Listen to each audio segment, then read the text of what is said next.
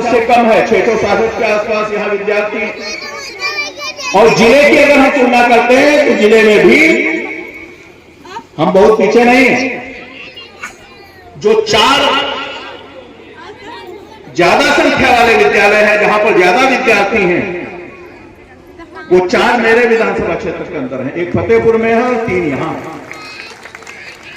शिक्षकों की संख्या भी यहां बहुत अच्छी है, बड़े प्रतिभावान शिक्षक हैं। मैं तो कई बार मिलता रहता हूं, बहुत सारे लोगों से व्यक्तिगत भी मिलता हूं। आपकी जो प्रतिभा है, उन बच्चों को निखारकर बेहतर बनाने का प्रयत्न आप करेंगे, ऐसा मैं विश्वास हमेशा रखता हूं। क्योंकि ये समाज को आगे बढ़ाने के लिए, समाज के निर्माण की जो पहली इकाई प्रारंभ होती है वो मां से प्रारंभ होती है, लेकिन दूसरी इकाई जब प्रारंभ होती है तो विद्यालय से प्रारंभ होती है। और विद्यालय निश्चित रूप से ऐसे बच्चों को बढ़ाने की दिशा में लगातार कोशिश करेंगे। आप सबने विद्यालय का बहुत अच्छा और बहुत शानदार कार्यक्रम किया है। जो लोग नहीं किए हैं वो अभी प्रेरणा लेकर के जाएंगे, इससे भी अच्छा करेंगे। आगे जैसा भी हमारे संसाधन है, उन संसाधनों में, सीमित संसाधनों में हम बेहतर से बेहतरतम बनाने की कोशिश करेंगे। एक शानदार भविष्य जो भारत का हम बना रहे हैं, 2047 का भारत गौरवशाली भारत बने।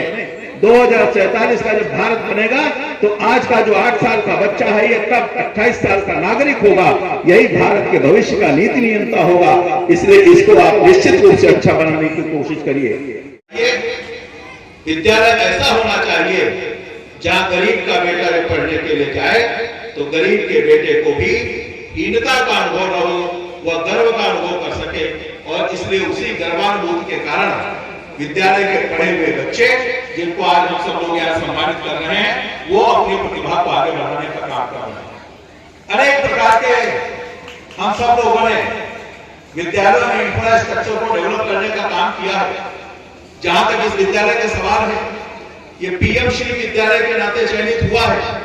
अब पीएम श्री विद्यालय के नाते जब चयनित हुआ है तो अभी थोड़ी देर बाद, इस कार्यक्रम के बाद, हम एक डिजिटल लाइब्रेरी का भी लोकार्पण करने वाले हैं। 12 कंप्यूटर उसमें लगे हैं। वो 12 कंप्यूटर ही केवल नहीं है, उनके बैठने की व्यवस्था भी है। वहां सब प्रकार से कैसे आधुनिक शिक्षा से हम अपने बच्चों को जोड़ सके, इसके लिए भी व्यवस्था की गई है। और भारत सरकार के द्वारा 1 लाख रुपए का भी प्रावधान इस पीएम श्री विद्यालय के उच्चीकरण के लिए, व्यवस्थित करने के लिए, इसको शानदार बनाने के लिए किया गया है। इसलिए मैं भारत सरकार के यशस्वी प्रधानमंत्री आदरणीय नरेंद्र मोदी जी का बहुत आभार व्यक्त करता हूं। निश्चित रूप से व्यवस्था उपलब्ध कराना, वहां का इंफ्रास्ट्रक्चर बनाना, वहां सड़क बन जाए, वहां पर ठीक प्रकार से शौचालय बन जाए, वहां अन्य व्यवस्थाएं हो जाए, वहां जो मैदान है वो मैदान व्यवस्थित हो जाए। अभी मैं जिस मैदान में आप कार्यक्रम कर रहे हैं, मैदान जैसा मैं कई साल पहले आया था वैसे मुझे दिख रहा है। इस मैदान की भी शक्ल अब तक बदल जानी चाहिए, लेकिन संयोग से इस मैदान की शक्ल अभी तक नहीं बदली है। यह मैदान भी व्यवस्थित हो जाना चाहिए।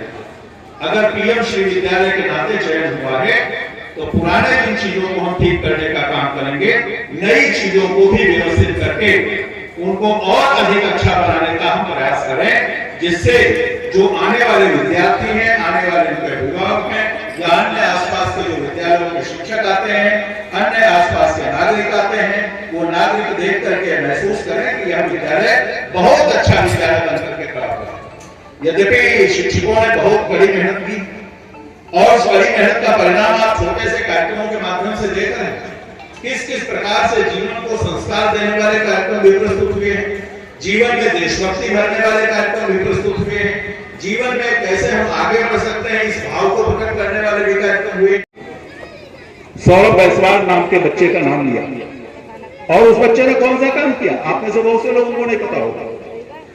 उस बच्चे ने जब ऑनलाइन सुझाव मांगे गए कि बजट हमारा कैसा होना चाहिए, तो उस बजट हमारा कैसा हो, इस पर ऑनलाइन सुझाव का एक पन्ने का निबंध लिख करके माननीय प्रधानमंत्री जी के पोर्टल पर भेज दिया। और जब वहां सिलेक्शन हुआ तो पता चला कि वही बच्चा, उसी का सुझाव सबसे अच्छा है। आज मैंने अपने फेसबुक पेज पर उसको डाला, उसी का सुझाव सबसे शानदार निकला। और कल प्रधानमंत्री जी ने 132वें मन की बात के संस्करण में उस बच्चे का नाम लिया। और आप गर्व कर सकते हो कि वह बच्चा भी इस कुर्सी विधानसभा क्षेत्र में सोहाई गांव का रहने वाला है। आप सोचिए कि हमारे क्षेत्र के बच्चे कितना आगे बढ़ने की कोशिश कर रहे हैं। निष्ठा है, गांव के अंदर किसान बसता है और किसान भारत की आत्मा है। उस आत्मा को सब प्रकार की सुविधाओं से संचित करना ये हमारी सरकार की जिम्मेदारी है। मैं आप सबको बहुत आभार और अभिनंदन